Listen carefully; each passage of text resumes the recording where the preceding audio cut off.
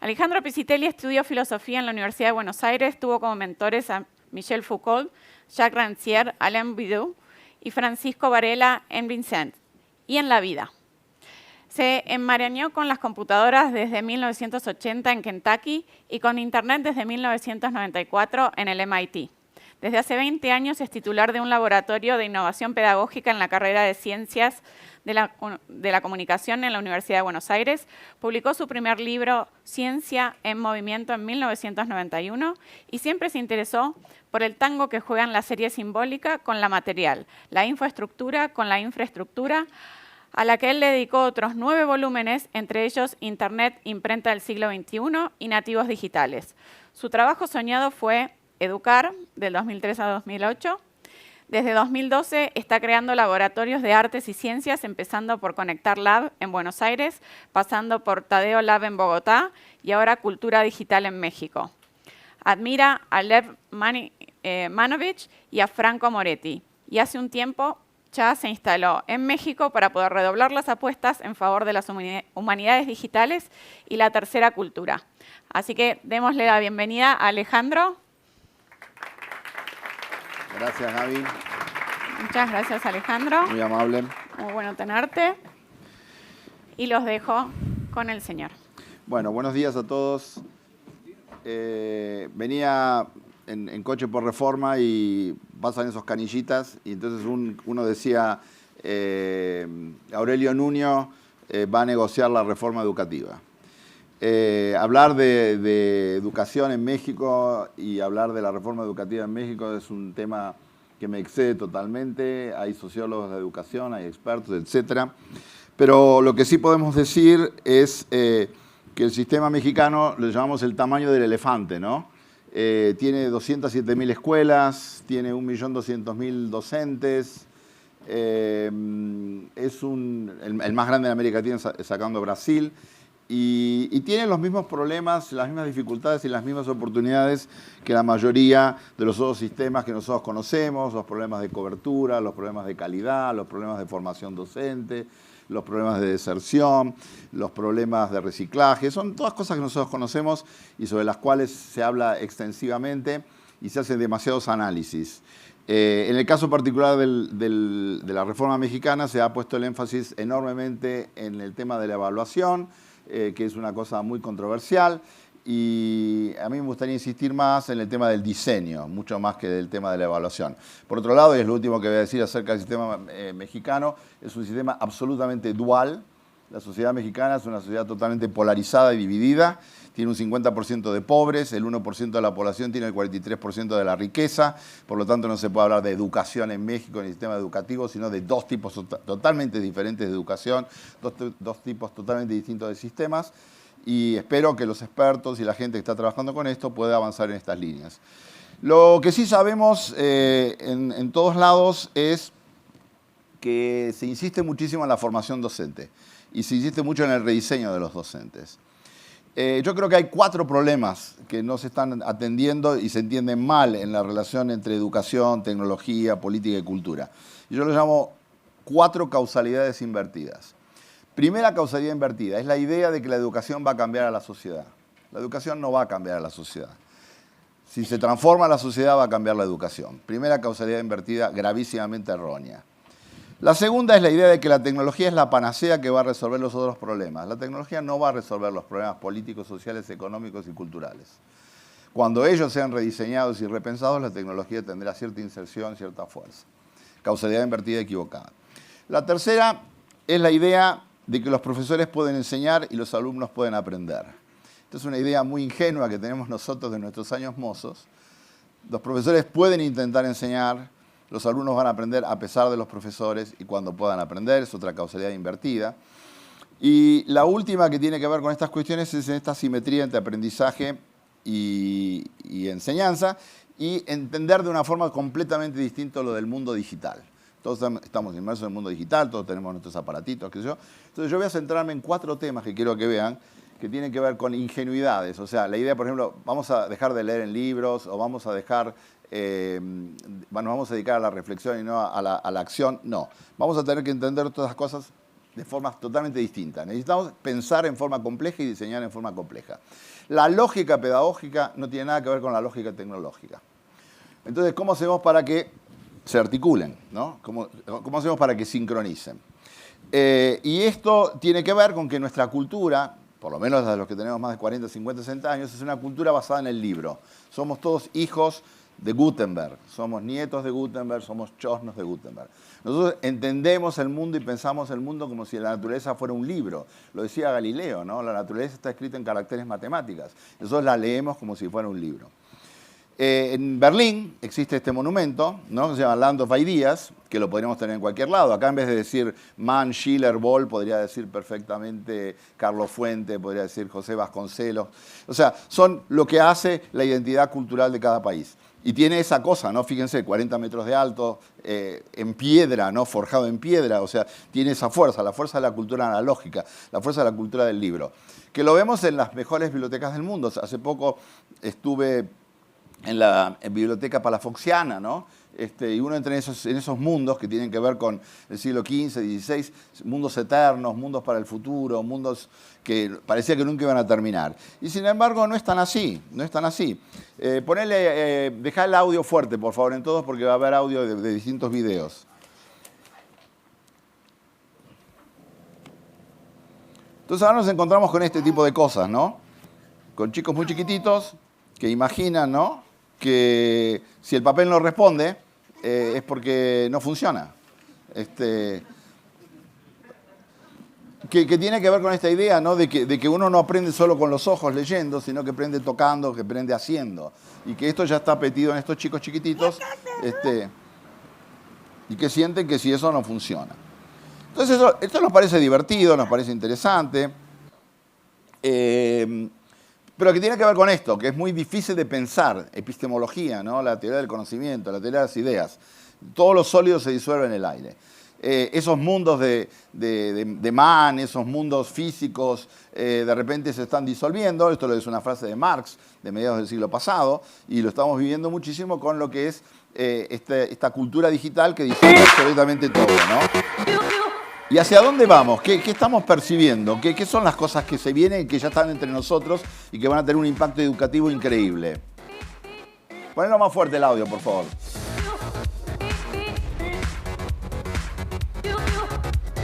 Estamos hablando de papel, estamos hablando de pantalla, estamos hablando de digital y ahora lo que sigue es realidad virtual. Pero no realidad virtual en el sentido de efectos especiales, sino realidad virtual como nueva forma de storytelling, como nuevas formas de confundir la realidad con la fantasía, donde lo imposible se puede de alguna manera articular, se puede mostrar y se puede participar de eso. Cuando ustedes entran acá a este edificio de Milenio, abajo hay una cosa súper divertida. Tienen un linotipo atrás, que es herencia de los años 70, y adelante un un VR de Samsung. Y están coexistiendo en el mismo espacio físico, ¿no? Entonces estamos viviendo esto. Estamos viviendo unas modificaciones brutales, interesantísimas, pero también estamos viendo cómo están conviviendo estas cosas, ¿no? Y hay cosas que nosotros no entendemos mucho qué está pasando. Hay una serie de televisión de unos cuantos años atrás que es fascinante, que es esta que se llama... Dejá el audio fuerte, por favor, permanentemente, no saquen el audio. Más fuerte.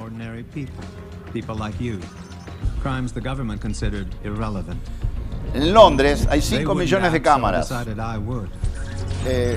Tenemos satélites que pueden detectar la patente de un coche y están a 100 o 200 kilómetros de altura.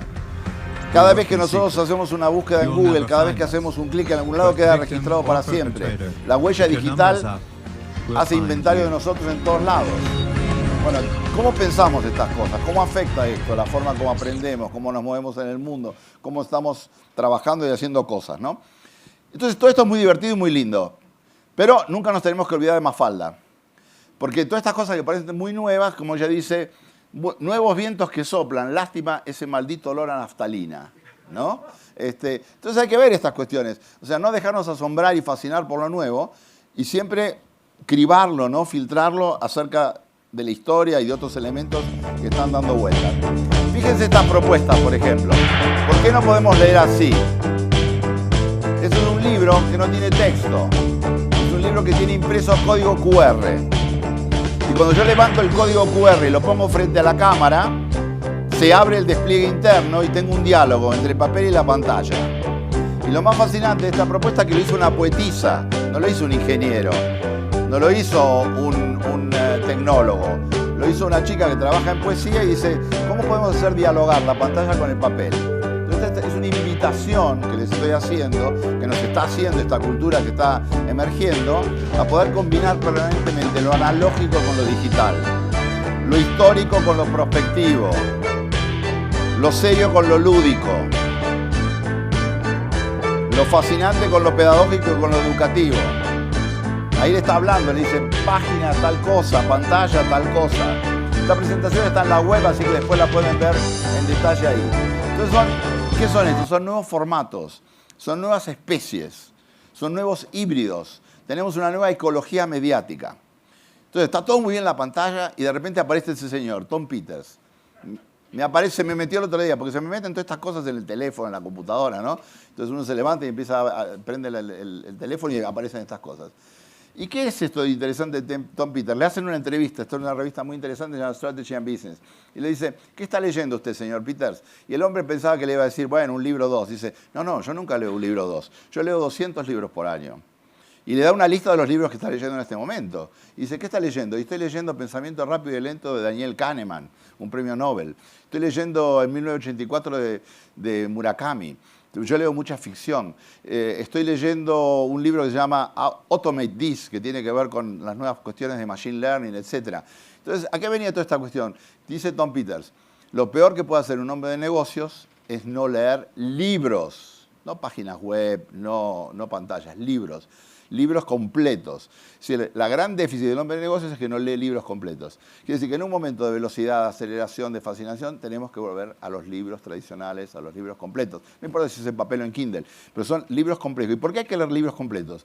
Porque la persona que hizo un libro completo metió 5 o 10 años de trabajo para hacer esto. Hizo una síntesis, hizo un filtrado, trabajó muchísimos temas, ve las cosas de muchos enfoques. Entonces lo que estamos viviendo en este momento es como esta especie de dualidad. Tenemos que ser polialfabetizados, tenemos que ser bifrontes, tenemos que ser muy competentes en la lectura y producción en pantalla y muy competentes en la lectura y producción en papel. Y cuando estamos hablando de docencia y estamos hablando de formación y estamos hablando de profesores, tenemos que tener docentes, que hay muy poquitos ahora, que sean competentes con igual maestría en el mundo analógico como en el mundo digital. Estamos sumando, no estamos restando, no estamos reduciendo, estamos multiplicando y estamos amplificando. So I came across this idea the other day. I think it was Aristotle who put it out there, but it was this notion that human beings don't care about spectacle. What they care about is ecstatic understanding, comprehension. In other words, cognitive ecstasy, defined as an exhilarating neurostorm of intense intellectual pleasure. Este señor se llama Jason Silva. Es un venezolano que vive en Estados Unidos y que tiene decenas de videos como estos. Y estuvo la semana pasada en Campus Party, en Guadalajara. Miles de personas lo vieron, ¿no? Entonces lo que está diciendo básicamente es, ojo, con tecnología, con aparatos, con dispositivos, lo que tenemos que hacer no es más espectáculos, sino que tenemos que conseguir lo que él llama este éxtasis cognitivo, esta motivación, que la gente se sorprenda, se maravilla. ¿Y qué puede hacer qué? Lo que decía Paulo Freire, ¿no? Hacer preguntas. El buen docente no es el que transmite contenidos buenos o malos, sino es el docente que consigue que sus alumnos se hagan buenas preguntas. Y esto es lo que muestra permanentemente Jason Silva, y nunca como hoy tuvimos más elementos en la web y en otros espacios para poder hacernos mejores preguntas. Pedagogía de la pregunta, que vale tanto para la universidad, que vale tanto para el negocio, que vale tanto para el startup, que vale tanto para el entrepreneur, que vale tanto para la gran corporación. Necesitamos empleados que se hagan buenas preguntas y que diseñen buenos dispositivos para responderlas. Entonces, ¿qué estamos viviendo? Estamos viviendo en un momento, en un mundo que, por otro lado, tenemos una riqueza increíble, ¿no? Se publican en Estados Unidos 360.000 libros por año. Supóngase que el 99% es horrible, que puede ser, ¿no?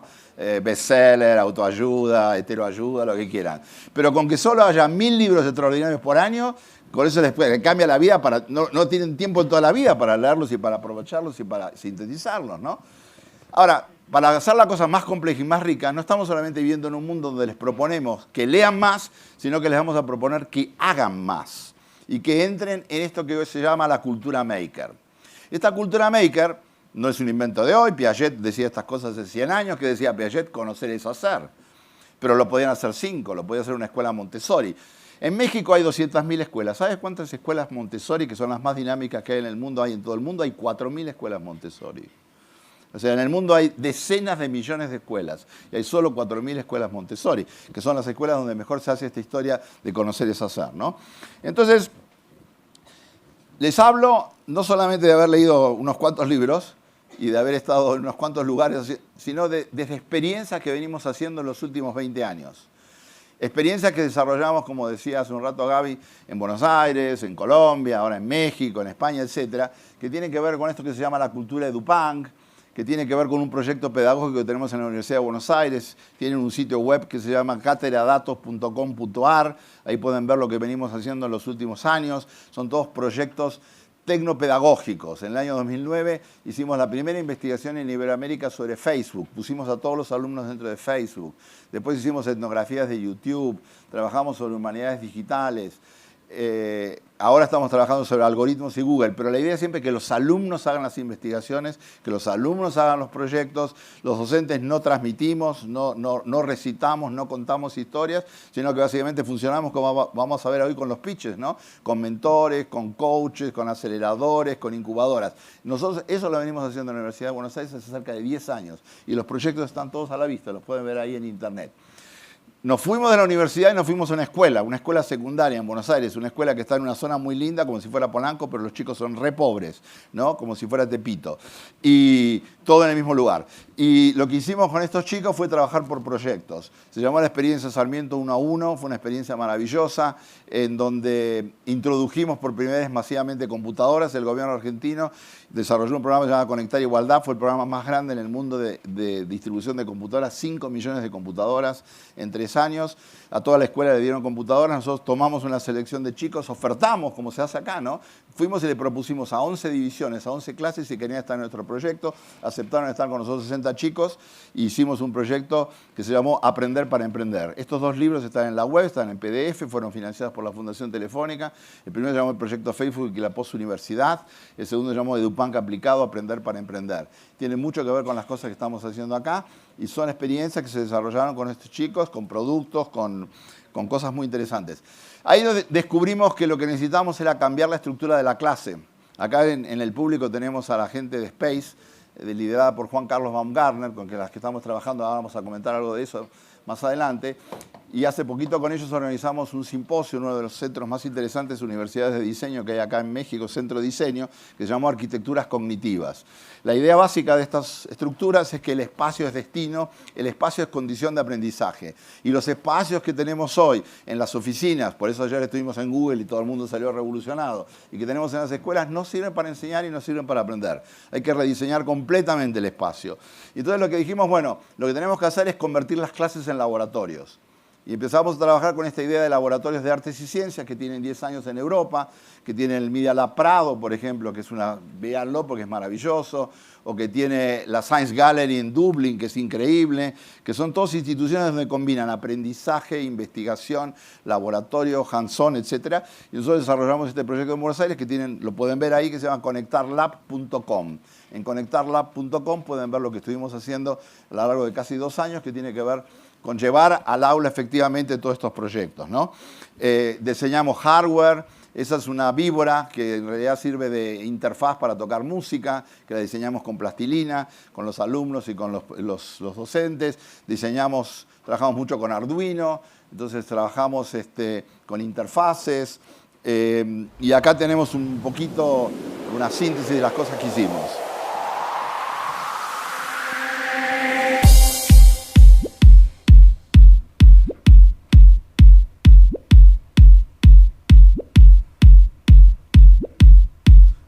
Joven, todos chicos de 25 años, todos con un perfil muy híbrido, ¿no? Un filósofo que era programador, una bailarina que era pedagoga, un experto en robótica que era artista. Esta idea de la bisociación, esta es la idea de juntar cerebros, ¿no? talentos. Y la idea es que en todas las escuelas tiene que haber laboratorios de este tipo. En todas las empresas tiene que haber laboratorios de este tipo. Donde se hace prototipiado, donde se hace diseño participativo, donde se trabaja y se reflexiona. Ahí hackeamos una Kinect y la convertimos en una máquina que usando processing podíamos hacer otras cosas. Laboratorios que crean más laboratorios.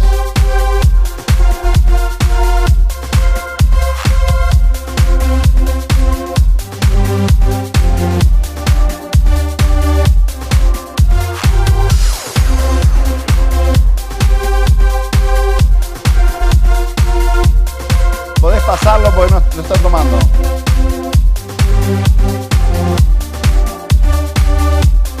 ¿Podés pasarlo? Que no lo estaba tomando acá. Un premio Nobel dijo una cosa que me pareció muy simpática una vez, que dijo: el sueño de toda ameba es convertirse en 2 amebas. El sueño de todo laboratorio es convertirse en 2 laboratorios o más, ¿no? O sea, la cuestión es ir multiplicando. Y acá tenía lo que hablamos de space, ¿no? O sea, la relación muy íntima que hay entre pedagogía, espacio y tecnología, que vale también para las empresas. Es decir, no puede haber pedagogía en los espacios que tenemos. Son espacios frontales, espacios donde la gente no puede colaborar, están sentadas en bancos, no se pueden mover, están totalmente paralizados, ¿no? Y lo que estamos viendo estos son proyectos más recientes. Hay un colegio acá en Coajimalpa, en Lomas Verdes, que se llama Colegio Hebreo Maguen David, que es un colegio que ya tiene unos cuantos años, cerca de 40 años, y en ese colegio planteamos hace 2 años un proyecto de renovación total que se llama Proyecto de Cultura Digital. Y el proyecto de Cultura Digital consistía en 4 ideas básicas. Arquitecturas de aprendizaje, cambiar los espacios físicos, no solamente los cambios del aula, sino los pasillos, el in-between, como dice Space, y también cambiar nuevas salas. La idea de hacer un makerspace, hicimos el makerspace, por lo menos cuando lo creamos, el más grande de América Latina, hacer un Media Lab, un proyecto Bring Your Own Device, es una escuela que tiene 1.143 alumnos, tiene 200 docentes y tiene 200 administrativos. Los 200 docentes y los 1.134 alumnos, todos tienen dispositivos conectados todo el tiempo. Una ecología enorme, tenemos 200 megas reales, tenemos un caño dedicado, o sea que es una escuela que está iluminada como si fuera una empresa, y tenemos proyectos dando vueltas todo el tiempo. De hecho, ayer estuvimos trabajando en un montón de cosas. Cuando les decía que el sueño de una ameba es que crear otras amebas, también crear otros laboratorios. Este es otro laboratorio que desarrollamos en el sur, en el ILSE, que es el Instituto Latinoamericano de Comunicación Educativa, donde también estamos avanzando en estas direcciones, ¿no? En el Maguen David trabajamos con escáneres, los chicos están escaneando a sus familias, no sé por qué quieren hacer esto, ¿no? Si es para pincharlos con alfileres o qué, pero va el abuelito, entonces lo escanean en 3D, después tenemos impresoras 3D y los imprimen ahí.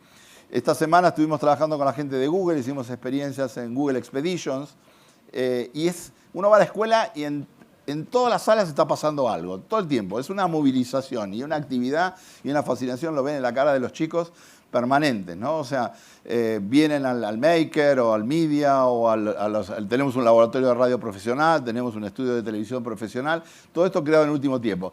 Y ayer estábamos haciendo experimentos acerca de cómo crear una cosa que se llaman iLabs, que son unos laboratorios de diseño social y de diseño productivo, y estábamos usando las paredes, ahí las pantallas, para ver distintas posibilidades de diseño, ¿no? Muchas de estas cosas tienen un fundamento conceptual de un señor que se llama David Thornburg. David Thornburg escribió un libro reciente, maravilloso, que se llama From the Campfire to the Holodeck, y estuvo acá en México el 8 de junio, invitado por Space, invitado por Centro, a esta actividad de arquitecturas cognitivas. Es muy simple la idea de Thornburg. Thornburg lo que dice es, nosotros estamos acostumbrados a creer que una escuela o una organización se basa fundamentalmente en la idea del campfire. El campfire, que es el lugar donde nos contábamos cuentos, ¿no? Donde alguien hablaba y todo el mundo escuchaba. Pues la escuela tiene esa base, alguien habla y todo el resto escucha. Pero esa es una sola de las formas de aprender, porque tenemos también el watering hole, que es la esquina donde tomamos agua y tomamos café y hablamos de cosas informales. Y después cuando queremos pensar algo en profundidad necesitamos un espacio para meditar, que es el cave. Pero cuando realmente queremos saber que estas cosas están son operativas y funcionan, tenemos que salir a la calle, tenemos que ir al mountain. Y cuando nosotros queremos que estas cosas se plasmen en dispositivos realmente de transformación, tenemos que ir a hacer hands-on. Y entonces el aprendizaje pasa siempre por estas 5 fases. ¿Saben quién está aprendiendo esto de una forma increíble? El TEC de Monterrey. El TEC de Monterrey está haciendo una revolución interna absolutamente increíble, porque el TEC de Monterrey tiene 10.000 profesores, tiene 100.000 alumnos, tiene 31 campuses, y lo que está decidiendo en este momento es que no va a dar más carreras tradicionales como nosotros conocemos, sino que va a tener como 2 entradas y va a tener centenares de salidas posibles. Y las carreras van a ser modulares, van a tener un tercio fijo y después totalmente opcionales de todo tipo. Porque están pensando que en las carreras que tenemos no nos sirven. What we teach, what the children actually need, ¿no? Les enseñamos a tomar tests, pero lo que ellos necesitan es diseñar. Les enseñamos hechos que no le importa a nadie y lo que necesitaríamos es explicarles cosas más sobre las implicaciones estéticas, sociales, learning theory, etcétera, etcétera. Hay un divorcio absoluto entre lo que enseñamos y lo que la gente necesita aprender. Entonces, ¿qué hacemos con estas cosas? What does it mean to be an entrepreneurial learner? This does not mean how to become an entrepreneur.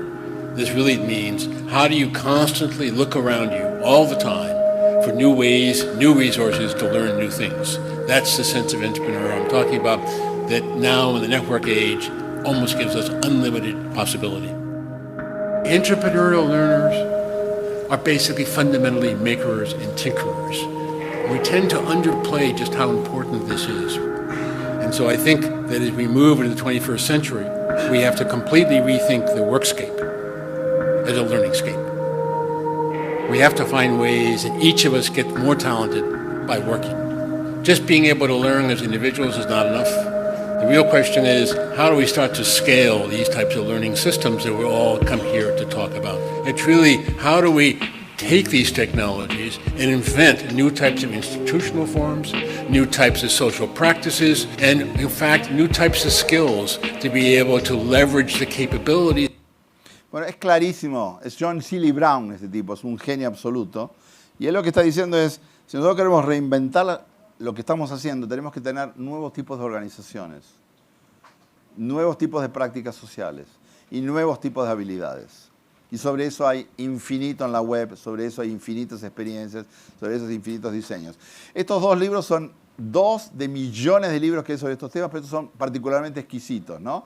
El de Martínez y Stager, que se llama Invent to Learn, y el de Gauntlet, Making is Connected, ¿no? Y hay muchísimo material de este tipo, pero se los pongo como referencia, después lo ven en la web, después les paso el link a la presentación. All these devices and machines and everything we're building these days, whether it's phones or computers or cars or refrigerators, are throwing off data.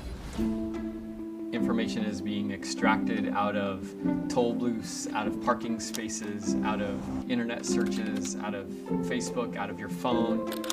Every single thing that you do leaves a digital trace. We're now collecting exabytes and petabytes of data, and we're looking through that data set using incredibly powerful algorithms to see what we would never see before.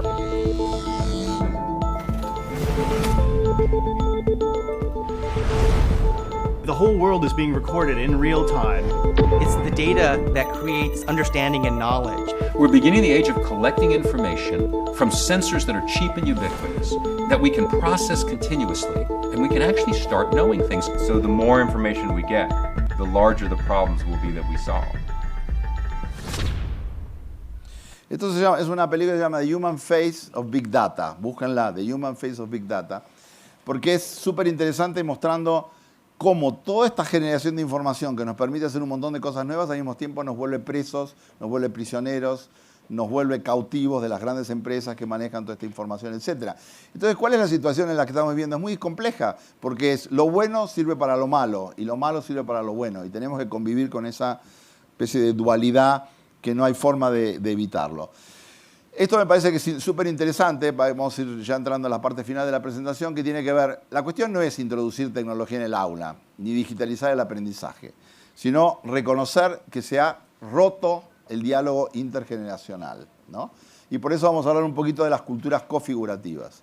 Culturas configurativas es una idea de Margaret Mead, de la década del 70, en donde ella decía que históricamente todas las generaciones que existieron hasta los años 60-70 habían aprendido de los padres, pero a partir de los 60 a los 70 las generaciones empezaban a aprender de los pares y empezaban por primera vez a poder hacer autoaprendizaje masivo, donde lo que venía a ser cuestionada es la figura del adulto.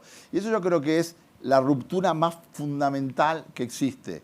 Los chicos en las escuelas y en las universidades no reconocen a los docentes como maestros. Cuestionan totalmente su legitimidad, no solamente cognitiva, sino moral inclusive. Y este divorcio entre las generaciones es lo más interesante que está impidiendo la posibilidad de diseñar nuevos modelos pedagógicos que sean efectivos. Entonces aparece la figura esta de los millennials. Y estos millennials, ¿quiénes son estos millennials, no? Ah, lo que me pasó acá. Buenísimo. Porque hay un video lindísimo, pero no lo podemos ver, porque está tapado por esta imagen. Así que pueden escucharlo, pero no pueden ver. Hubo un error, y entonces no pueden ver el video, que es maravilloso. Se lo tienen que imaginar. Un video precioso sobre los millennials. Le dijeron que iba a ser interactiva la presentación, ¿no? Que había que usar la imaginación. Bueno, ahora tienen que imaginarse qué es lo que hay ahí atrás. Lo vamos a separar después y se lo vamos a pasar. Pero fíjense, esto es súper interesante sobre los millennials. La diferencia hay entre cómo los millennials se autodescriben y cómo los adultos los vemos. Los millennials dicen, por ejemplo, que les interesa a la gente, el 65%. Los adultos decimos que son unos autistas. Solo les interesa el 14%, ¿no? Ellos dicen que no son muy competentes en tecnología, solo un 35%. Los adultos, no, estos saben todo, son nativos digitales, maravilloso. Los millennials dicen que en un 82% se consideran leales a sus empleadores.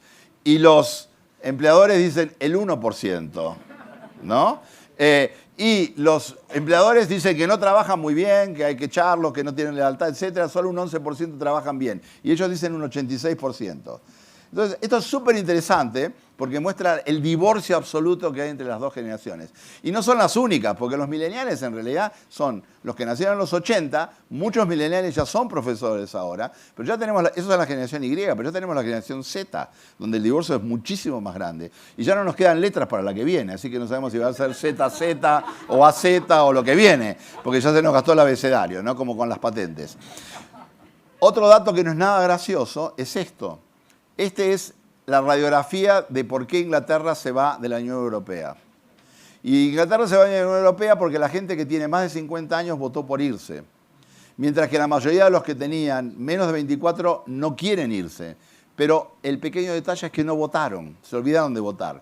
Se fueron al festival de Glastonbury, 200.000 personas, pensando que había para votar ahí, y por negligencia y por confundir el mundo real con el virtual, se están yendo ahora de Inglaterra, porque esta generación hubiese podido votar de otra manera. Más allá que el diseño fue horrible lo que hicieron los ingleses, Cameron, etcétera, etcétera. Pero esto es muy interesante, estas diferencias entre autopercepciones, en cómo nos vemos, cómo son, y cómo actúan, y cómo creen que actúan, ¿no? Y lo que peor que parece que le puede pasar a un chico es que tener un millennial como padre, ¿no? Así que bueno, no nos pongamos tan contentos, ¿no? Imagínense, tengo un millennial de padre, ¿no? Bueno, prefiero que me críe mi abuelo, ¿no? Entonces, los alumnos no se escuchan, los alumnos no prestan atención a los docentes. A todos no, miren este tipo. Totalmente loco, ¿eh?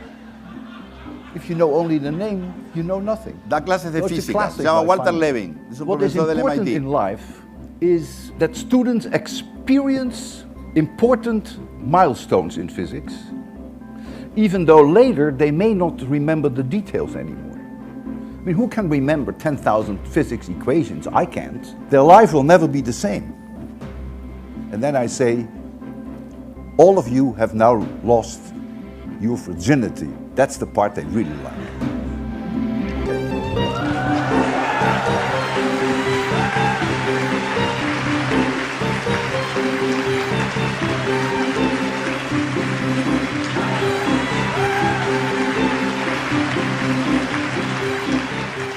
va a enseñar lo que es un péndulo y cómo se puede controlar la oscilación del péndulo, ¿no?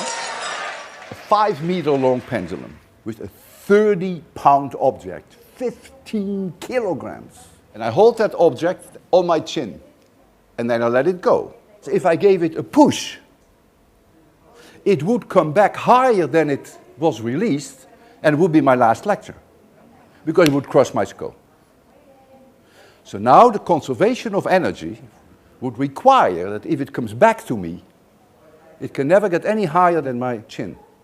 And that's what I do. Close my eyes, hold the object, count down, 3, 2, 1, 0. Let it go. The class is silent. And the object comes back and stops right here. Conservation. Así se enseña la conservación de energía, ¿no? Pero bueno, él para hacer estas clases, 100 horas invierte para hacer una clase de 1 hora, ¿no? Entonces, bueno, ahí se las cosas bien. ¿Qué tiene que ver esto? Esto es Space Invaders, pero no es una persona jugando contra Space Invaders, sino es un programa que está jugando contra Space Invaders. Y este programa de Space Invaders, en 2 horas le gana empezando desde cero, que pierde todos los partidos, en 2 horas le gana a cualquier campeón humano, inclusive logró hacer una estrategia que a nadie se le había ocurrido, ni siquiera a los que diseñaron el programa. Y este es un programa de Google que se llama DeepMind, y es un ejemplo de Machine Learning. Y es un ejemplo de las máquinas que aprenden, y es un ejemplo de máquinas que pronto van a empezar a enseñarnos a nosotros, ¿no? Entonces, fíjense lo que tenemos acá, la tercera conclusión, ya vamos a la cuarta, ¿no? Aparece el Machine Learning, máquinas que aprenden, programas que se autoprograman. ¿Qué va a pasar con los aprendizajes humanos cuando tengamos que acoplarlos con las inteligencias sintéticas? Nosotros en Centro estamos organizando un evento que va a ser el 22 de septiembre, que se va a llamar Superinteligencias, donde vamos a hablar de todas estas cosas. Y vamos terminando, vamos cerrando y vamos pasando de lo que se llama el Design Thinking, que es una cosa súper interesante, que estamos trabajando en muchos lugares, etcétera, a lo que podemos llamar el Speculative Design, ¿no? Porque el Design Thinking lo que hace es plantearse situaciones, imaginar otras mejores y convertirlas en realidad. En vez, el pensamiento especulativo lo que hace es plantearse que los futuros están abiertos, que podemos tener futuros potenciales, que podemos tener futuros probables y podemos tener futuros preferibles, y que queremos diseñar futuros preferibles. Nuevos tipos de educación que ni nos imaginamos cómo son. Nuevos tipos de estructuras políticas, sociales, culturales para enseñar y aprender de una manera totalmente distinta, ¿no? Y en este sentido los convoco a que miren eso. Hay un libro maravilloso, El efecto de Silo, que dice lo siguiente. La industria aeronáutica, por más que muchos que viajamos mucho siempre cruzamos los dedos cuando subimos al avión, la industria aeronáutica es increíblemente segura. El año pasado hubo 3.000 millones de personas que viajaron en avión.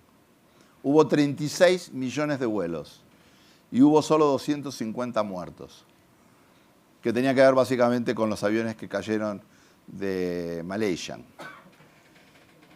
En Estados Unidos, por año, por malpractice, mueren 400.000 personas.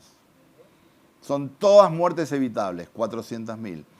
¿Por qué la industria aeronáutica es tremendamente eficiente y por qué la industria de la salud es tan ineficiente? ¿Y dónde está la educación? Lamentablemente la educación está mucho más cerca de la industria de la salud que de la industria aeronáutica. Tenemos que llevarla en esa dirección, ¿no? Entonces, hay mucha gente que está trabajando en esto, el MIT, por ejemplo, Yoito, estos principios que son fantásticos, ¿no? Que tenemos que poner el peso sobre la desobediencia en vez de la aceptación, de la emergencia sobre la autoridad, del aprendizaje sobre la educación. Está lleno de instituciones en el mundo, que están trabajando en estas líneas. Esta es la Think en Ámsterdam, una escuela de leadership creativo. Tenemos en Dublín, les decía antes, el Science Gallery, que está desarrollando programas en esta misma dirección. La Plasma School, en el D-Design, que tenemos en Stanford. Esta es una cosa maravillosa de Team Labs, que se llama el Master Yourself. es un máster que uno hace, pero no toma clases, sino que hace laboratorios y lleva un proyecto, como que se va a desarrollar hoy acá, y durante un año, según el estadio que esté, uno va avanzando hasta que convierte su proyecto en una startup. Y se llama Master Yourself y pasa en 3 ciudades, ¿no? Y después tenemos es la Escuela 42 en París, que es una escuela de Design Code, que hay muchísimas, que es gratuita, donde uno aprende a hacer programas muy sofisticados, etc. En Centro Diseño estamos haciendo muchas de estas cosas, muy innovadoras, entre ellos este evento que les decía yo del 22 de septiembre. Y lo que más me interesa a mí, porque estoy trabajando con ellos hace bastante tiempo, acá tenemos una alumna de esta institución que es Minerva.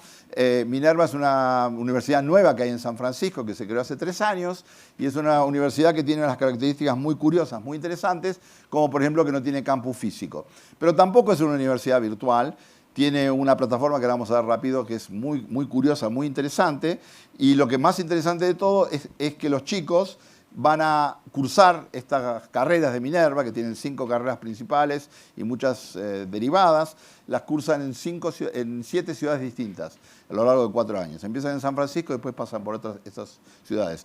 Estamos hablando de cosmopolitas digitales, estamos hablando de globalización, estamos hablando de gente que tiene muy pocas clases, solo 12 horas por semana, pero el resto es trabajo local, trabajo en proyectos, trabajo con comunidad, trabajo con gente. Y lo interesante nos quedan 3 minutos nada más, vamos cerrando. Fíjense el software que usan para hacer las clases. I think people expect it to be unnatural, maybe a bit futuristic and incredibly different experience than a normal classroom. And in many ways it isn't. It's the same. As a Minerva student, I get to take classes from anywhere in the city. I think it's a great opportunity to constantly keep your learning experience fresh and exciting. I was pleasantly surprised in my first experience on the Active Learning Forum.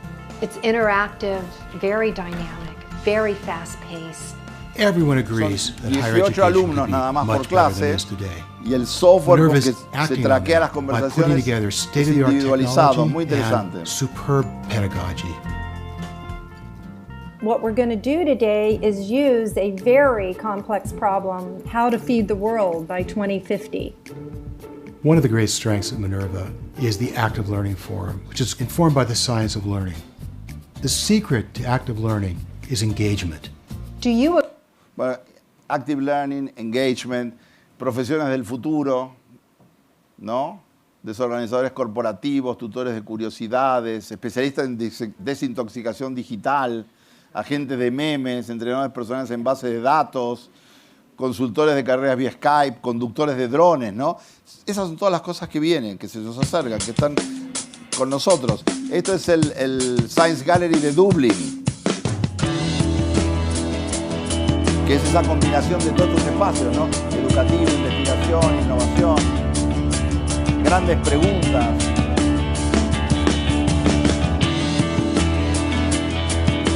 O sea, tenemos estímulos por todos lados.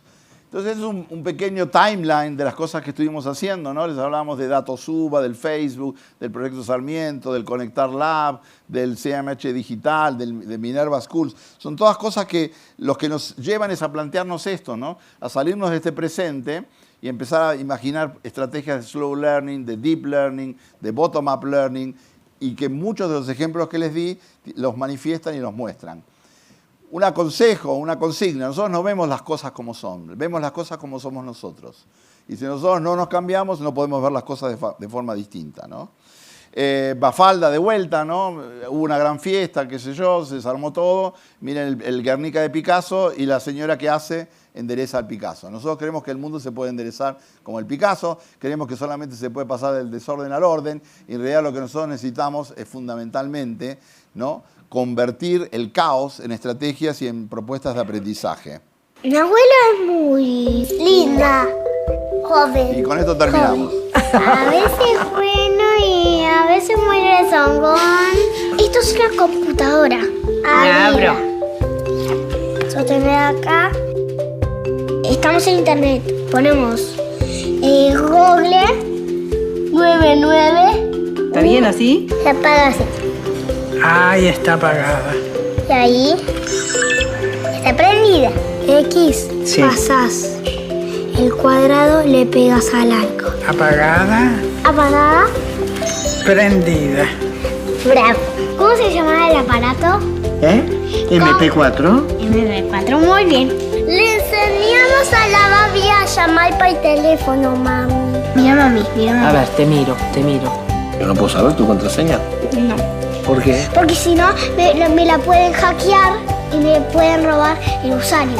Bueno, De computadora. es una máquina que puedes cliquear y si quieres cliquear alguna cosa, puedes buscar información, como buscar información de los indígenas, buscar información. De verdad no sabe. Mi abuela ya aprendió a cerrarla porque ni sabía abrirla. Se la pasa hasta el bolero. ¿Entendiste? No entendió. Entonces nos causa gracia, nos da pena o nos alegra, pero este conflicto entre profesores y millennials, ¿no? Y esta ecuación llena de incógnitas es algo que tenemos que explorar. Tenemos herramientas como nunca, tenemos alianzas como nunca, tenemos eventos como estos donde todas estas cosas van convergiendo y realmente estamos en un mundo lleno de posibilidades y oportunidades. Aprovechémoslo. Muchísimas gracias por estar acá y compartir estos momentos. No te me bajes. Muchas gracias, no te me bajes un momento.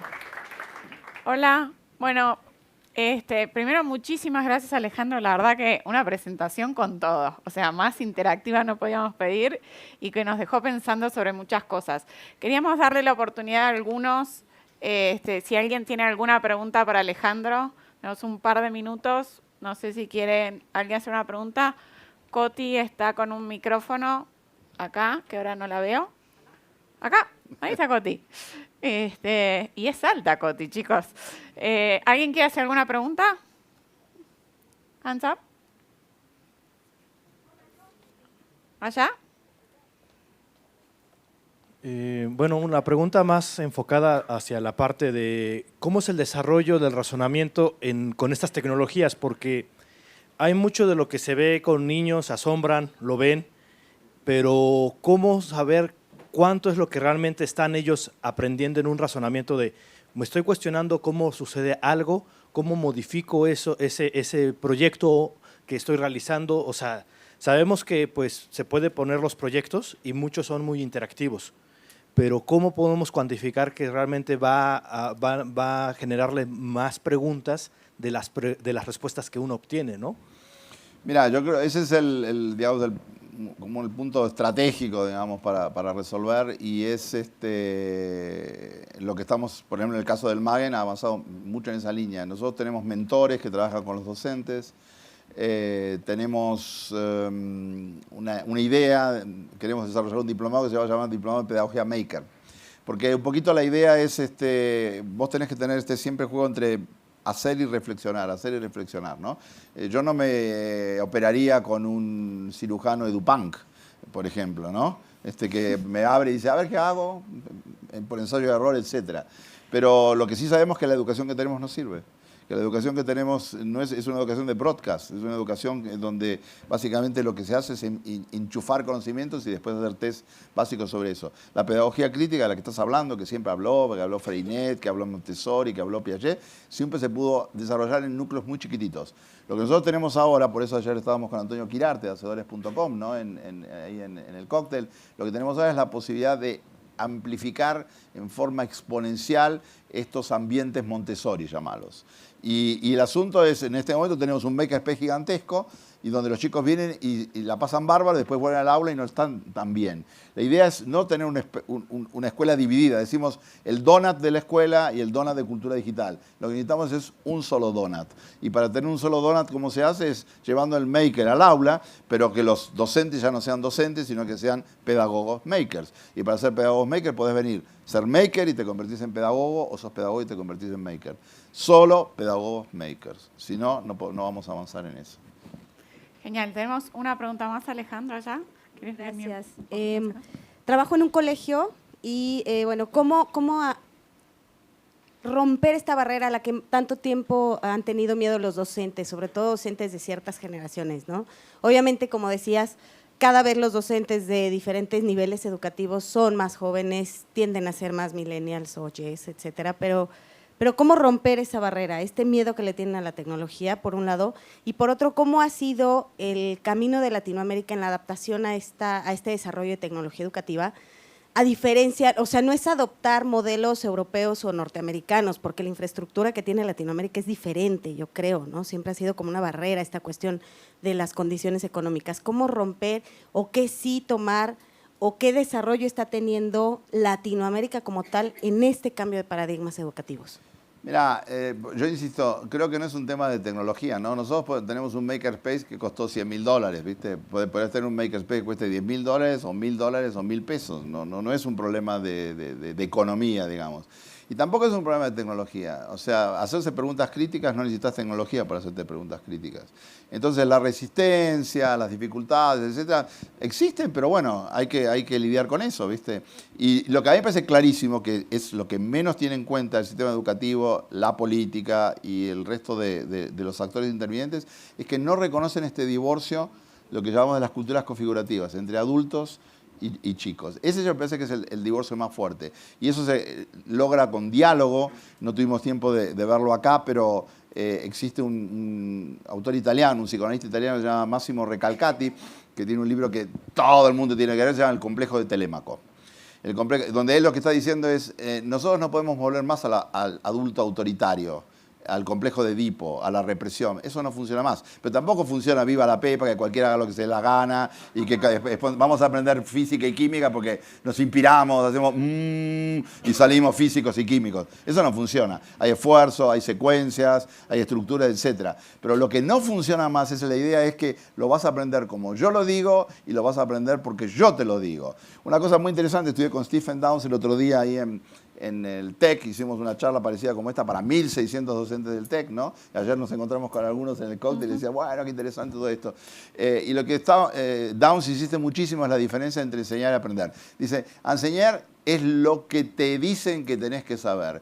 Aprender es lo que vos hacés con vos para poder ver el mundo de una manera distinta. Entonces, esta liberación de estas restricciones y de estas imposiciones no es un viva la pepa, pero sí lo que es una sintonía con un tipo de estructura social totalmente distinta a la que teníamos.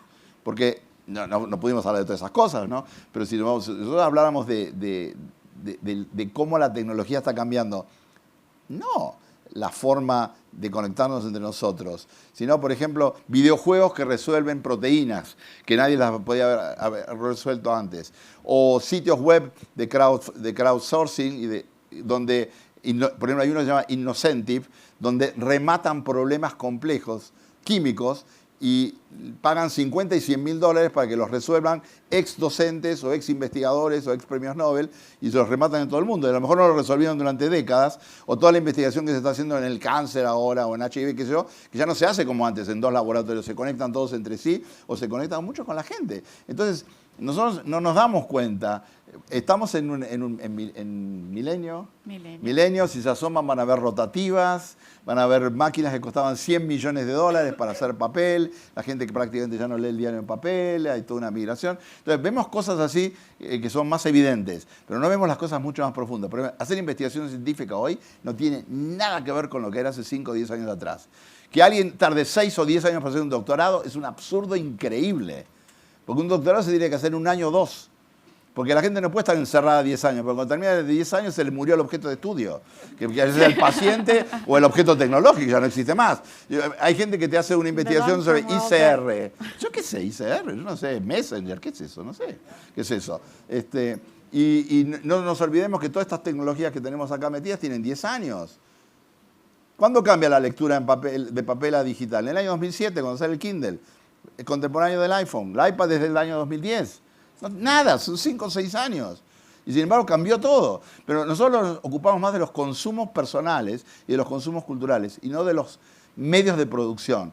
Hacer ciencia hoy no tiene nada que ver con lo que era hace 5 años. Y hacer política hoy se sigue haciendo política. Acuérdense que Obama gana las 2 elecciones, las gana usando redes sociales fundamentalmente. Y en España, Podemos está tratando de entender ahora qué le pasó, que perdió 1.200.000 votos en la segunda elección. Y Rajoy va a ser presidente de España de vuelta. ¿Por qué? Porque los millennials, sí, mucho tweet, mucho Snapchat, mucho bla, bla, bla, pero cuando llega el momento de votar no van a votar. ¿Viste? Entonces es un mundo contradictorio y paradójico. Y hay que atender ese tipo de cosas. Bueno, muchísimas gracias, Gracias a vos, Alejandro. Un lujazo. Muy amable. Muchas gracias, gente.